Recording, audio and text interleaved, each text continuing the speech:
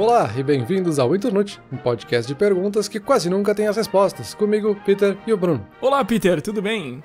Deixa eu abrir o episódio aqui com um comentário da semana que a gente andou negligenciando aí nas últimas semanas, mas a gente tá recebendo uns comentários lá nas redes sociais e por e-mail também, oi@internute.com.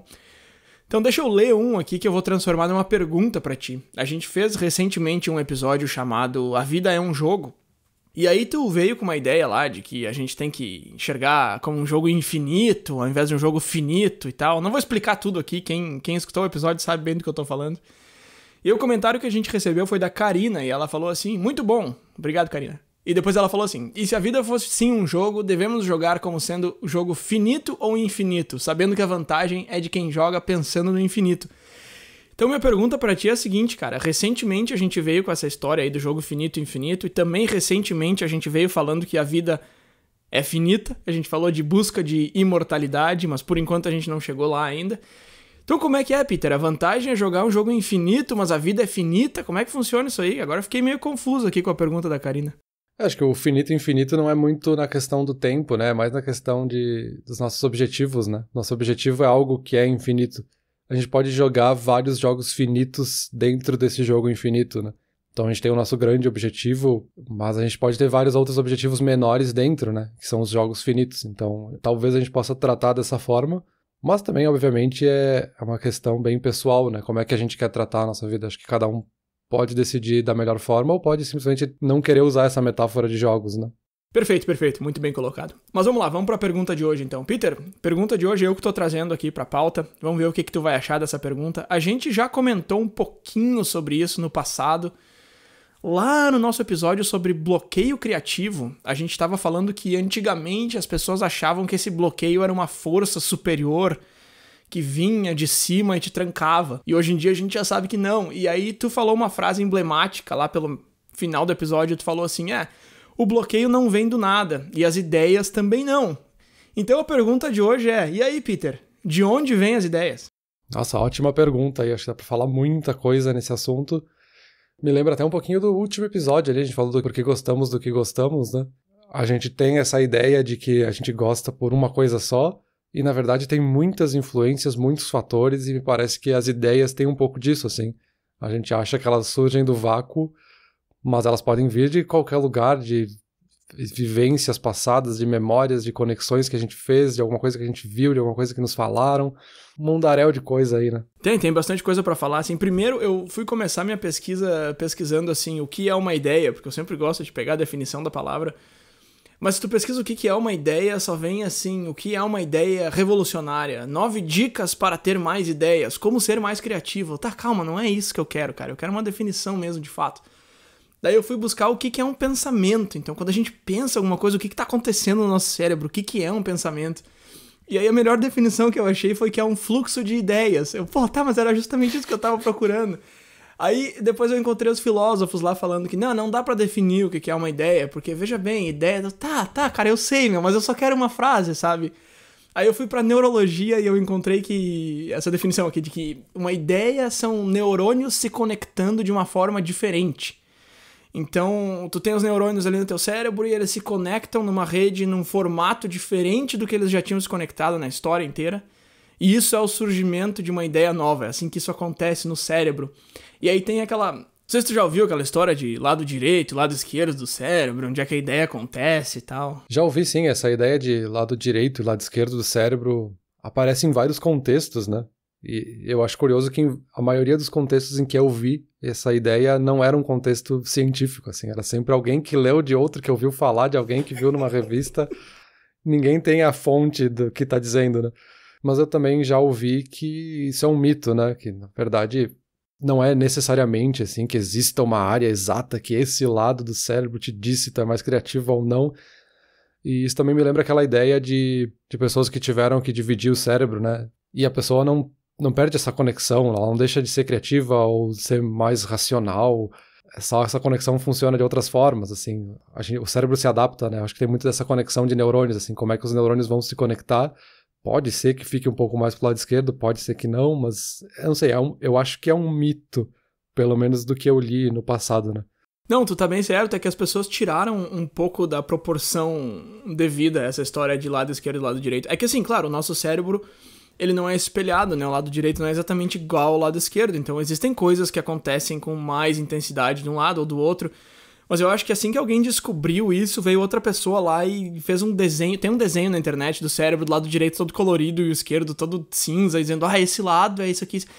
Não, cara, não é assim. Tipo, as ideias, por exemplo, a principal atividade, quando você tá tendo uma ideia nova, a principal atividade é no lado direito do cérebro, que é lá que ela acontece, mas tem vários estímulos de outras áreas também vindo do esquerdo. O lado direito, ele fica mais ativo quando a gente tá pensando em ideias, quando a gente tá usando metáforas, quando a gente tá analisando arte, quando a gente tá falando de religião. Então, por isso que ele é chamado de lado criativo, mas é que essa ideia, essa pintura que fizeram é de que um lado é isso e outro lado é isso, e cada um faz o seu, e eles são uma equipe. Não, não é assim, o cérebro é um só. Claro, existem atividades que são mais aqui, atividades que são mais lá, mas é bem isso aí que tu falou mesmo, não existe essa divisão, uma parede, esse aqui é o criativo, esse aqui é o analítico. Cai até naquele outro mito de que a gente só usa 10% do cérebro, que é uma ideia que surgiu quase como uma piada numa revista que não era uma revista científica, e aí alguém falou pra alguém que falou pro outro, e aí tem um monte de gente que acredita até hoje que a gente só usa 10% do cérebro. Que não faz sentido nenhum, né? Então a gente pode tirar 90% do cérebro e tá tudo certo, né? Mas eu acho que é muito mais, de novo, nessa ideia de conexões de neurônios que tu fez aí, do que a gente ter uma propensão a usar mais um lado do cérebro ou outro, assim. Acho que é mais da vivência da pessoa, das experiências, do que ela aprendeu e as conexões que ela foi fazendo ao longo do tempo, né? Sim, bilhões de anos de evolução para chegar num estado onde do nosso cérebro a gente só usa 10%, não faz nem sentido, nem numa visão biológica, nem lógica, nem nada. Mas enfim, é aquele tipo de mito que se propaga e a galera acredita, sei lá, porque tem até aquele filme, né? Se tomar uma pílula que vai liberar o potencial de todo o teu cérebro. A gente já tem o potencial de todo o cérebro, a gente só precisa usar, não precisa de uma pílula pra isso. Mas enfim, vamos lá, voltando pra pergunta aqui de onde vem as ideias. Não tem como falar desse tema sem citar o Steven Johnson, que é o cara que escreveu o livro De Onde Vêm as Boas Ideias, acho que é o nome em português, ele tem vários livros aí, mas esse aí é o mais famoso dele. E ele fala justamente isso que tu tá citando desde o começo, ele compara essa ideia que a gente tem da ideia como uma coisa versus a ideia como uma rede. E ele diz que aquele momento da lâmpada acendendo, que é clássico de filme, desenho animado, quando a gente tem uma ideia, a gente vê, a gente enxerga aquilo, a gente encontra a solução, que aquilo é uma parte pequena, importante, mas pequena, do processo que é uma ideia. Que ter uma ideia é um processo inteiro e não só o episódio de tu conseguir enxergar ela como um todo. E aí ele fala que é uma rede, né? Que é uma rede de coisas que tu já viu, de coisas que tu já escutou, de coisas que tu pensou, de coisas que alguém te falou. E eu acho engraçada essa metáfora de ser uma rede, porque ela é literalmente uma rede de neurônios, como eu citei ali antes, né? É os neurônios se juntando numa rede diferente que nunca tinha sido usada antes. Não sei se era isso que tu estava falando antes, né? Da ideia ser essa rede de referências. É um pouco nesse sentido, assim, porque a gente tem um pouco dessa coisa de confundir a ideia com o momento eureka, né? Isso. Com esse efeito eureka, né? Tipo, a gente tem esse estalo e aí a gente acha que a ideia surgiu desse vácuo, assim. Mas a ideia, ela me parece que não surgiria se tu não tivesse todo um histórico, todo um background aí pra chegar nessa ideia. Esse estalo é só o momento em que as conexões foram feitas, digamos assim, né? Onde a conexão encontrou o caminho do ponto A ao ponto B e tu chegou nessa ideia. Mas ela teve que fazer todas essas conexões, toda essa rede, todo esse caminho que tu foi construindo ao tempo pra te chegar naquele momento e ter esse eureka de, realmente consegui fazer esse caminho todo. Mas tu precisou fazer todas essas conexões pra chegar no eureka, né? Isso, exato. Isso me lembrou muito daquele nosso episódio sobre intuição, que antes de pesquisar eu achava que intuição era algo que a gente não deveria escutar, ou não deveria confiar, porque era algo meio sem base, e é justamente o contrário. Ele é baseado em várias coisas, só que ele se baseia naquilo sem a gente perceber, e é isso que acontece quando a gente tem uma ideia também. A gente tá baseando essa ideia em várias coisas que na maior parte do tempo a gente não percebe. Só que, além de todas essas coisas, esse repertório que a gente tem, que são coisas que a gente já viu, coisas que a gente já escutou, tem tudo que tá em volta da gente também, tudo que tá acontecendo lá fora. Então, eu li um artigo aqui de um outro cara, agora não tô achando o nome dele aqui, mas eu vou colocar no link aqui do episódio, que ele falou assim, o eBay não podia ter sido inventado em 1950. Então, sei lá, vamos pegar a Amazon aí, que é acho que um pouco mais popular que o eBay hoje em dia. A Amazon não podia ter sido inventada em 1950, então, tipo, não tem como a gente querer ter uma ideia pra qual o mundo não tá pronto, sabe? Porque em 1950 a gente ainda precisava que chegassem os computadores e depois que chegasse a internet e depois que chegasse a possibilidade de pagamento online pra daí algo como a Amazon ser inventada. Então eu não tenho como inventar algo quando existem barreiras, sabe? E eu posso tentar derrubar essas barreiras, mas primeiro eu preciso derrubar elas de outra forma e não com a minha ideia. E aí esse escritor coloca a ideia do adjacente ao possível, que seria assim, ó, isso aqui, o possível é o que já existe. O adjacente ao possível é o que dá pra fazer, que ainda não existe, mas que é possível fazer com o que existe.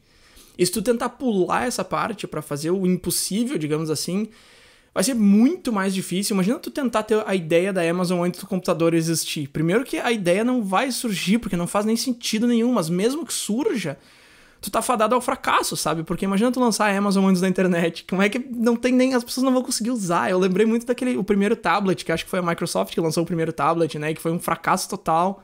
E aí depois a Apple chegou numa época em que o mercado já tava mais pronto, lançou um tablet e deu super certo, que é o iPad, né? Famosíssimo. Que todo mundo acha que foi o primeiro tablet e tal. Então, eu gostei muito dessa ideia de que a gente só consegue criar o que é adjacente ao possível. Não sei se você já tinha ouvido essa expressão. Eu nunca tinha ouvido essa expressão, mas é bem aquela gíria que a gente tem, né, de dizer que nada se cria, tudo se copia.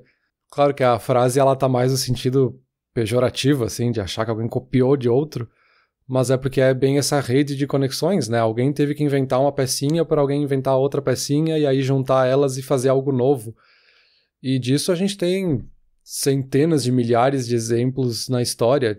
Quantos futurólogos não foram vistos como malucos ou tiveram uma ideia que não faz sentido nenhum, e aí 50 anos depois alguém resgata algum registro desse cara e fala, nossa, como é que ele previu que a internet ia acontecer? Como é que ele previu que a gente ia ter um Netflix e ia poder escolher o filme que a gente quer ver a qualquer momento na nossa casa sem fazer nada de especial? Cara, ele só imaginou algo que poderia ser possível, e a gente pode imaginar qualquer coisa, só que isso teve que ter toda uma construção de várias outras ideias por trás, né? Alguém teve que inventar a tecnologia por trás da internet para inventar uma tecnologia de CDN, para inventar streaming, para inventar um monte de coisa. E é tudo evoluções incrementais, né? A gente tem essa distinção aí de evoluções que acontecem com um salto grande, né? Mas a grande maioria, ou 99% das coisas, são evoluções incrementais. Um exemplo que a gente pode usar é o iPhone, por exemplo, né? Se a gente pegar o primeiro iPhone, ele foi um grande salto entre os telefones antigos e o iPhone, porque a gente tem esse viés histórico, né? Se a gente for olhar todos os celulares que foram lançados na época, ou estavam sendo estudados, ou criados, anunciados na época, não era tão diferente assim, sabe? A tecnologia estava ali, eles só conseguiram juntar essas partes, essas ideias que estavam espalhadas, e criaram esse iPhone. Ele é, na verdade, uma evolução incremental de outras partes, né? E a mesma coisa hoje, assim, a gente olha todo ano, tem uma edição nova do iPhone, e parece que eles não fizeram nada, tipo, só melhoraram a câmera um pouquinho. Aí na outra evolução eles melhoraram um pouquinho a tela. Claro, porque a gente está acompanhando a evolução incremental de perto. Só que se eu pegar o iPhone 12 e aí olhar para o iPhone 6, a evolução é um salto gigante. E foram 5 ou 6 anos entre um e outro, sabe? E aí esse salto parece óbvio, né? Que, nossa, olha só como a tecnologia evoluiu. Mas é muito mais essa questão do incremental e quão perto ou quão longe a gente está das ideias, né? Quão dentro da rede a gente está, né? Alguns estudiosos chamam essas invenções, como o iPhone, por exemplo, ou como foi o GPS, por exemplo, de plataformas, que são invenções que servem para milhares de outras invenções. A história da invenção do GPS é muito curiosa, inclusive, eu não sei se tu conhece a história, mas deixa eu super resumir aqui. Tinha o Sputnik lá, que era o satélite russo que estava orbitando, e aí 2 caras falaram, vamos ver se a gente consegue ouvir ele.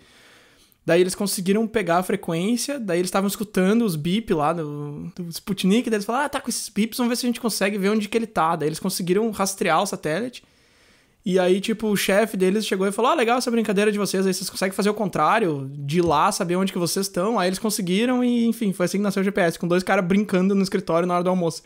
Eu resumi e destruí a história aqui, mas é que, enfim, não vou fazer uma aula de história aqui, mas é bem interessante a história de como que o GPS nasceu. E o GPS, o iPhone, essas invenções gigantes aí são consideradas plataformas de invenção, porque elas servem para muitas outras. Agora, essa ideia de pular vários passos e, por exemplo, tu ter lançado o iPhone 12 lá na época que o iPhone 4 tava saindo, eu tava tentando fazer uma metáfora aqui com o meu lado direito do cérebro, e eu tava pensando em jogadores de xadrez que pensam 4 ou 20 ou 30 jogadas pra frente, E só que a diferença é que no xadrez tu consegue fazer isso, na vida real, na invenção não tem como, porque as regras e as peças e os jogadores e tudo muda o tempo todo, então tu não tem como prever 30 jogadas. E aí eu lembrei muito do Tesla, né, Nikola Tesla, que era um cara que inventava umas coisas que na época meio que não serviam pra nada. Ele tem aquele clássico daquele negócio cheio de raio lá, que as galera usa em cenário de filme de terror, que na verdade era um negócio com várias aplicações práticas, que na época não serviu pra muita coisa, e hoje em dia todo mundo homenageia o cara. Aqui no Canadá tem estátua pra ele e tudo, mas na época dele não era pra tanto, assim. E, de novo, é aquilo que a gente comentou, né, de tá meio que fadado ao fracasso, pelo menos na tua época. O Tesla é um exemplo, assim, de que teve várias ideias que hoje a gente olha pra trás e vê como revolucionárias, mas na época dele não faziam muito sentido, assim.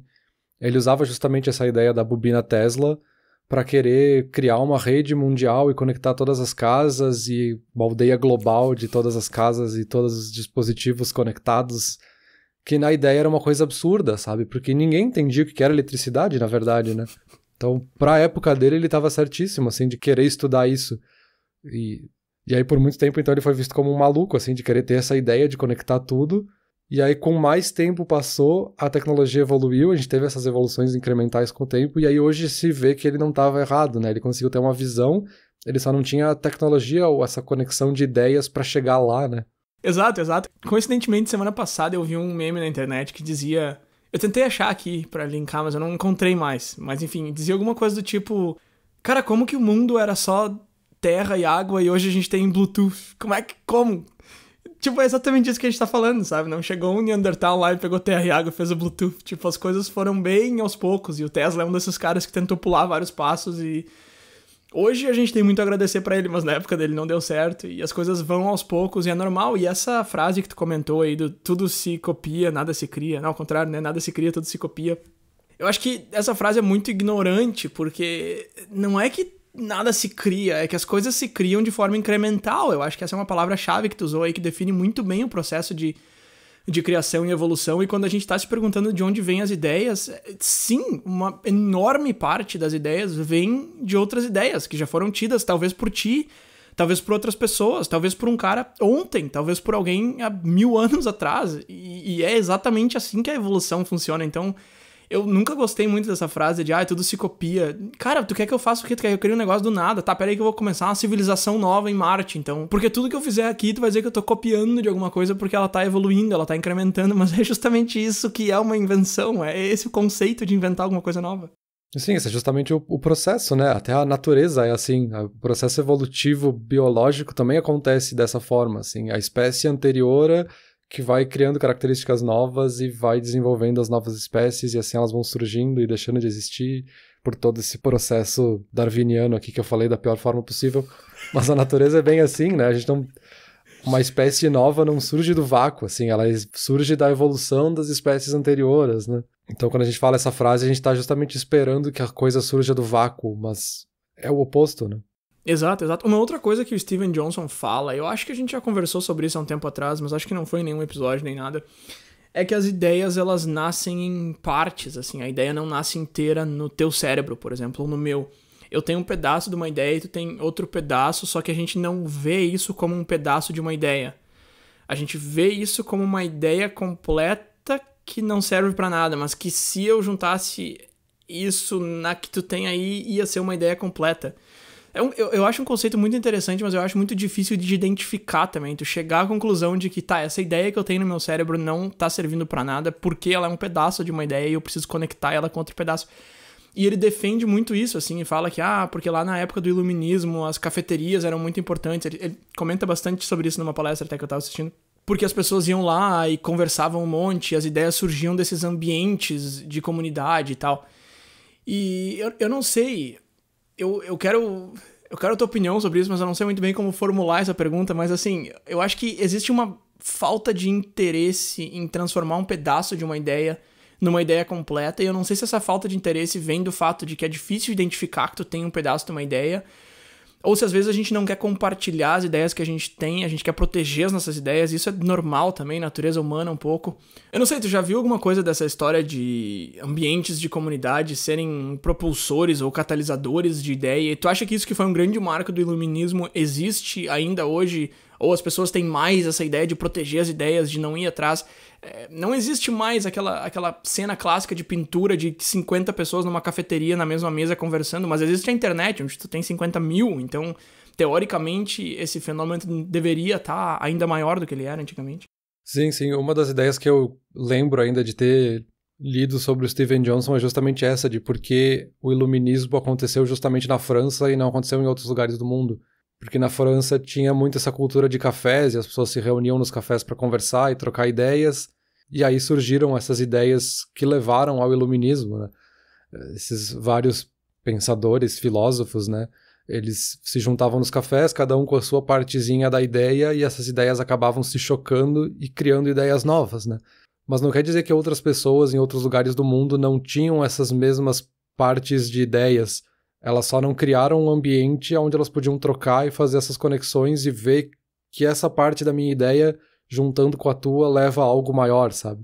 Isso cai muito na ideia de inteligência coletiva, né? De que a gente junta várias pessoas e a gente consegue ter ideias novas. E quando a gente tá falando no trabalho, a gente tem algo como óbvio, né? Ter trabalhos em equipe para conseguir desenvolver coisas novas, criar novos produtos, chegar em soluções diferentes, coisas que sozinho a gente não conseguiria. Mas quando a gente coloca assim nesse espectro mais filosófico de tentar entender o que é uma ideia e de onde é que elas vêm, a gente acha que vem de uma pessoa só. Tá, então a gente não precisa de grupos de pessoas, a gente não precisa de comunidades, uma empresa com mais de uma pessoa, se uma pessoa sozinha consegue ter as ideias, né? É um pouco essa dicotomia até, né, de como é que a gente entende uma ideia, de onde é que ela vem, assim. Peter, agora que tu trouxe pro ambiente do trabalho e da tecnologia, de empresas de uma pessoa só ou não, me lembrou que eu tava assistindo uma palestra aqui no YouTube de um sujeito chamado Henning Beck. Vou colocar o link aqui na descrição, bem interessante a palestra dele. E ele tá falando o seguinte, que a gente é melhor que um computador. Aí sempre vem com essa história de que nosso cérebro é melhor que um computador. Eu falei, tá, vamos ver em que sentido. Porque em alguns sentidos eu acho que ele tá certo, em outros não. Então vamos ver que sentido que ele tá falando. Aí ele falou um esquema mais ou menos assim, que focar mais e trabalhar mais pesado e passar horas em cima de um projeto sem descansar e tal, são coisas que um computador pode fazer. E por isso que eles são mais eficientes do que a gente, mas eles não conseguem ter ideias como nós. Aí eu fiquei pensando...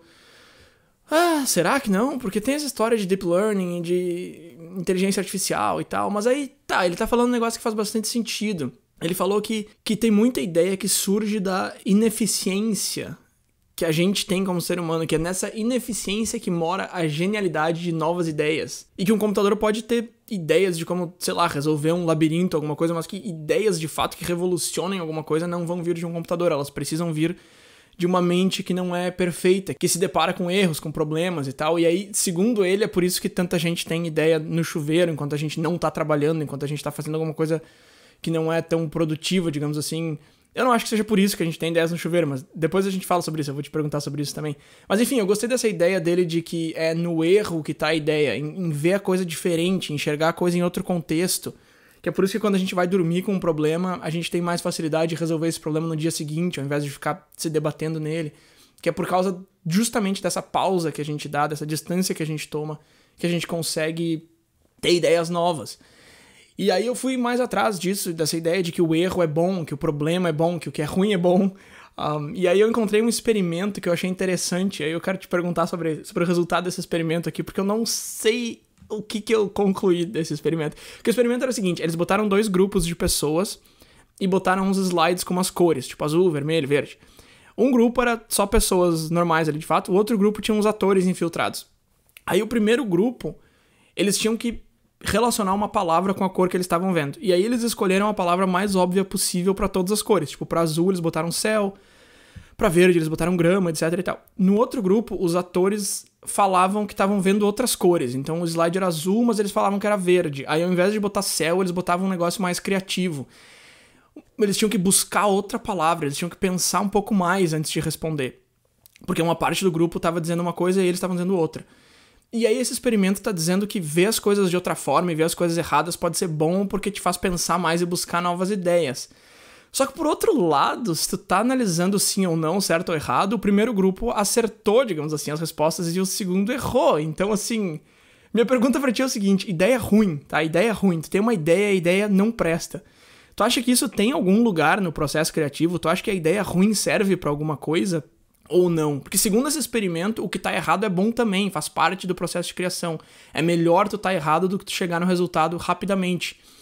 Mas, né, por outro lado, dá pra discordar disso. Então o que tu acha disso aí? Ideia ruim. A ideia só é boa quando é boa ou não? Depende do que tu vai entender como ruim, né? Óbvio, né? A palavra ruim, a primeira reação que a gente tem é fazer uma visão negativa, né? O ruim como errado, como algo que vai trazer um problema depois. Mas se a gente pegar aquele conceito de brainstorm, por exemplo, que é super comum na publicidade, é justamente da gente largar qualquer ideia na mesa para depois a gente avaliar se ela é prática ou não. Porque muitas das ideias que surgem num brainstorm às vezes não fazem muito sentido, parecem um pouco aleatórias, mas quando a gente junta 3 ou 4 ideias que as pessoas falaram que a princípio não faziam sentido, a gente consegue de novo juntar essas partes e criar algo novo. Então meio que todo mundo teve ideias erradas ali e se chegou em algo novo. Porque isso me lembra uma coisa que eu li faz um tempo já, mas da ideia de que o nosso cérebro não consegue ser aleatório. Assim. A gente, enquanto ser humano, a gente não consegue ter ideias aleatórias. Diferente de um computador, que a gente consegue programar ele para chegar num número realmente aleatório. O cérebro humano ele sempre vai fazer alguma conexão. A gente pode fazer muito rapidamente uma conexão muito distante, e aí à primeira vista parece aleatório, mas no fundo, se tu fosse analisar, tu conseguiria fazer uma conexão de várias coisas no teu cérebro até chegar entre a ideia A e a ideia B que tu citou como algo aleatório, assim. Então essa ideia aí que tu trouxe desse estudo me parece que é um pouco disso, assim. A pessoa ela se forçou a fazer uma conexão mais distante para poder errar naquele momento, assim. Em vez, ela viu azul, aí ela falou bicicleta, mas é porque ela pensou que céu, ela pensou que quando ela tá na praça, e quando ela vai pra praça ela gosta de andar de bicicleta, e ela falou a palavra bicicleta. Tipo, ela fez uma conexão distante, mas não foi aleatória de fato. Então ela errou, e aí talvez juntando esses vários erros, tu consegue mapear o caminho que foi feito, sabe? E isso também me lembra um pouco daquela ideia que a gente já falou naquele episódio de se o preguiçoso é um gênio, de que o procrastinador tá sempre tentando achar uma solução diferente para evitar o trabalho, né?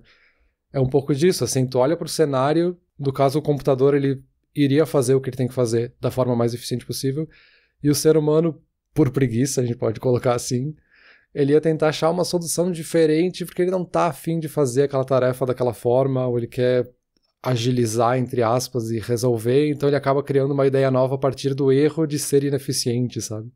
Entendi. Eu gostei muito disso aí que tu falou, da gente não poder ser aleatório e das coisas estarem ligadas. E isso é uma coisa, esse é um exercício que eu faço de vez em quando. Sabe quando tu tá quase dormindo e aí tu pensa num negócio muito nada a ver e eu fico, nossa, da onde que veio essa ideia? Eu tô pensando numa praia lá em Santa Catarina, assim. Eu penso, o que é isso? Aí, e eu gosto muito de tentar buscar da onde que eu tirei isso, sabe? Aí eu penso assim, por que eu tava pensando nisso? Aí eu fico tentando voltar, assim, fazer todos os meus passos de volta. E realmente, cara, nunca é aleatório. Eu nunca penso num negócio do nada. Tipo assim, eu tô pensando numa praia, por quê? Porque eu tava pensando em chinelo, porque na época que eu fui nessa praia foi a primeira vez que eu usei chinelo, quando eu era criança. Por quê? Porque eu tava pensando que se eu fosse na sacada agora, eu ia ter que botar o chinelo. Por quê? Porque eu quero ver se tá ventando. Por quê? Porque eu ouvi um vento muito forte. Então, tipo, eu tô pensando numa praia porque eu ouvi o vento. Não foi aleatório. A praia não surgiu do nada na minha cabeça. E eu nunca tinha feito essa relação de que, tipo, nada da nossa cabeça é aleatório.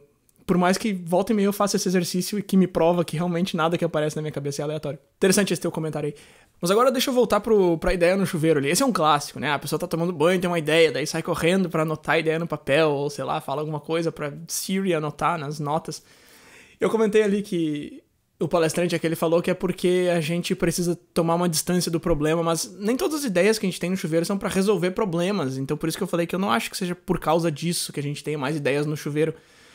Não sei se tu já pensou sobre isso, uma pergunta meio aleatória aqui pra fingir que a gente tem pensamentos aleatórios, mas por que essas ideias vêm mais? Ou então, no trânsito, lá no episódio do 2020 ensinou alguma coisa, que foi o último que a gente fez em 2020, eu comentei que eu tava tendo menos ideias agora que eu tava trabalhando de casa, porque eu tava passando menos tempo no caminho de volta pro trabalho e tal. E que eu tinha muitas ideias nesse momento.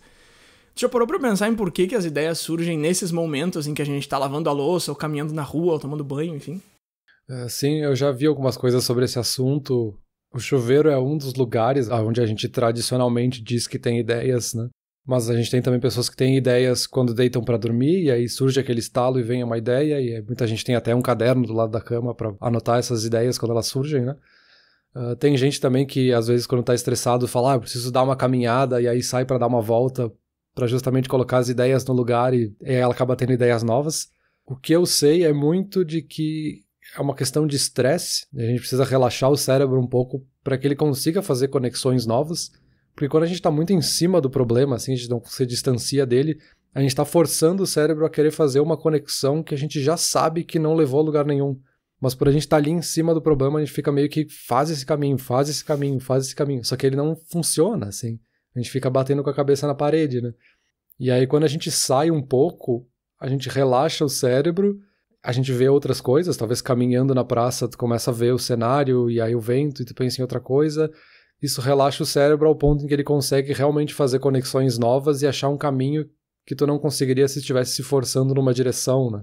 Entendi. Eu vou soar como o pessoal da velha guarda aí, mas eu acho que a gente tem ideias nesses momentos porque a gente se distancia das telas, porque essa tecnologia...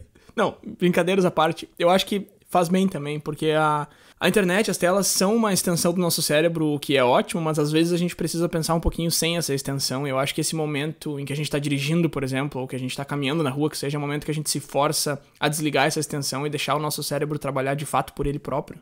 Tem também um pouco daquilo que a gente falou quando a gente falou no episódio sobre sonhos, né? De que o cérebro precisa dormir para fazer conexões novas, né? O cérebro precisa processar as informações que ele teve ao longo do dia. E se a gente está olhando para uma tela, a tela está forçando o nosso cérebro a ficar sempre ligado, assim, a gente está sempre vendo aquela luz estimulando o nosso cérebro o tempo inteiro e a gente precisa sair também um pouco para o cérebro poder relaxar no sentido de processar também as informações que ele recebeu, né? Uma coisa que eu lembrei muito aqui também, enquanto eu estava pensando para esse episódio, foi aquele podcast do The Indicator, que é um podcast de economia. Eu acho que eu te mandei esse episódio há um tempo atrás, saiu lá em setembro ou outubro, falando que as ideias vêm do bar. E aí eu fiquei, como assim vem do bar? E aí eles citaram aquele exemplo clássico dos dois Steves lá, o Steve Jobs e o Steve Wozniak da Apple, que tiveram a ideia ou decidiram montar a empresa enquanto estavam num bar. E aí eles falaram de várias outras empresas que surgiram de uma conversa de mesa de bar e tal. E aí eles trazem uns dados bem interessantes, assim, daquela época que proibiram o álcool nos Estados Unidos e que todos os bares fecharam por 10 anos, que houve uma queda enorme em patentes de novos produtos, assim, de 5 a 15%, uma queda gigante. E que essa mesma queda só se repetiu na Grande Depressão de 29, onde 25% das pessoas perderam o emprego. Então, quer dizer, foi um crash enorme nos Estados Unidos e foi o único momento comparável quando se fala de invenções, foi quando os bares fecharam. E aí eles ficaram se perguntando, né, se a ideia estava na cerveja, se estava no bar, onde é que estava a ideia, enfim. E a conclusão é de que não tem nada a ver com álcool, que tem a ver com os ambientes onde a pessoa pode ir lá conversar e tal. E aí eu acho que entra um pouco daquilo que a gente falou antes do iluminismo, da cafeteria, de ter esse ambiente onde as pessoas podem conversar, e entra um pouco disso que tu falou também, de relaxar a tua cabeça, de parar de se forçar naquilo e deixar o teu inconsciente trabalhar um pouco. Eu acho que muita ideia surge ali na conversa, eu te falo um negócio, tu rebate com outro e a gente tem uma ideia. E muito dessa conversa também serve para deixar no backlog ali, para deixar como uma referência para daqui a um ano eu vou ter uma ideia baseada num negócio que a gente conversou há um tempo atrás. Enfim, só um rápido comentário assim que eu tô fazendo para fazer essa ligação entre lugares onde a gente se conecta e ideias novas. Eu acho que esse comentário é muito relevante num momento de lockdown, né? Estamos aí celebrando um ano de aniversário do lockdown e eu acho que isso é um conceito relevante no momento. Sim, faz sentido, faz bastante sentido. O nosso ambiente, né, o que está ao nosso redor, faz toda a diferença na hora de decidir como é que o nosso cérebro vai funcionar. Porque dessa ideia dos cafés aí do iluminismo, teve essa junção de pessoas que juntaram as partes das suas ideias, os bares fazem o mesmo. Acho que esse estudo aí que fizeram de conseguir ver que a quantidade de patentes registradas realmente caiu quando os bares foram fechados é um reflexo disso, assim, as pessoas não se juntaram para ter novas ideias. Pode ser que a gente veja algo similar agora com 2020 e 2021, com todos os lockdowns e fechamentos de bares e lugares públicos, né? Que as pessoas não podem se juntar em grandes grupos, por mais que a gente tenha agora, né, a possibilidade de fazer videoconferências. Mas sim, o ambiente é algo que estimula muito.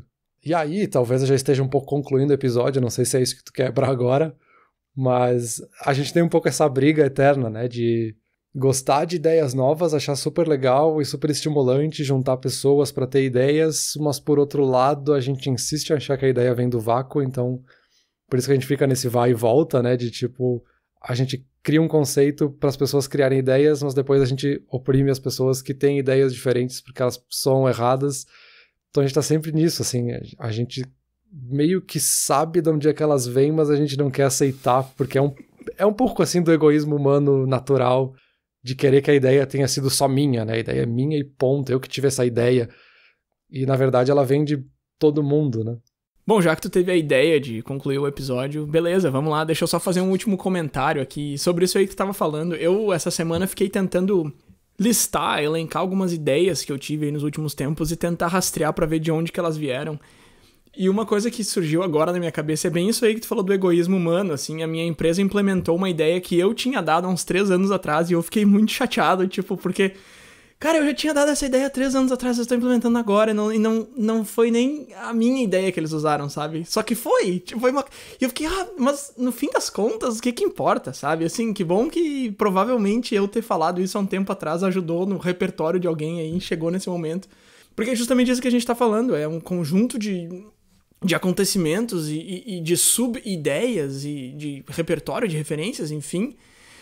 Mas aí eu listei várias ideias aqui que eu tive recentemente e fui procurar de onde que elas vieram e de fato, assim, nenhuma veio do vácuo. Inclusive as que eu pensava que tinham vindo do vácuo não vieram. E aí eu não vou citar todas aqui, mas só pra ilustrar eu vou dizer de onde que veio a ideia pra esse episódio, por exemplo. Eu tava escutando o nosso episódio antigo do bloqueio criativo e aí essa ideia de que as ideias não vêm do nada, isso aí ficou um pouco na minha cabeça.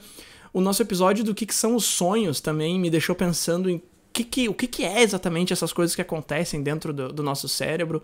Teve esse podcast do Indicator que eu ouvia, sei lá, acho que foi uns 6 meses atrás, que falou de que as ideias vêm do bar e tal.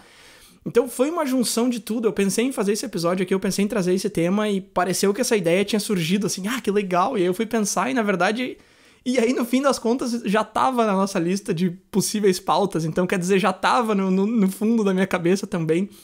Então tudo é meio que uma junção da coisa toda. Eu acho que a grande sacada é tu conseguir juntar de fato essas coisas e tirar uma ideia no final. Se ela veio do vácuo ou não interessa, até porque ela não vai vir do vácuo. Então não importa muito do que tu juntou aí pra fazer esse Frankenstein que virou a ideia, mas interessa de fato é a ideia no final. E aí a minha conclusão pra acompanhar a tua aí, Peter, é que a conclusão que eu cheguei aqui pensando sobre isso é que uma ideia, a gente tá perguntando aqui, né, de onde que vem a ideia. Eu acho que a ideia, ela é uma conexão de interpretações. Então pode ser que eu esteja ligando interpretações que eu tenho sobre uma coisa com interpretações diferentes que eu já tive sobre aquela mesma coisa.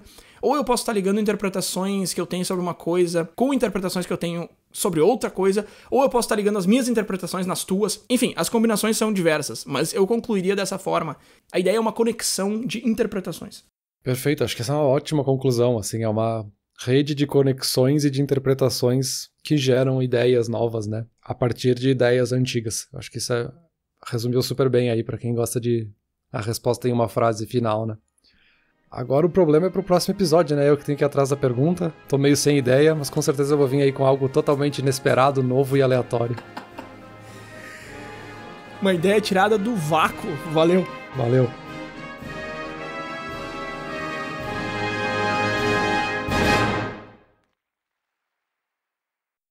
Olá ouvinte, se você gosta do Inturnute, não deixe de compartilhar nas redes sociais, e de seguir no Spotify, ou no seu aplicativo de podcasts favorito. E se você quiser compartilhar a sua resposta para a pergunta da semana, é só enviar uma mensagem. Muito obrigado, e até o próximo episódio.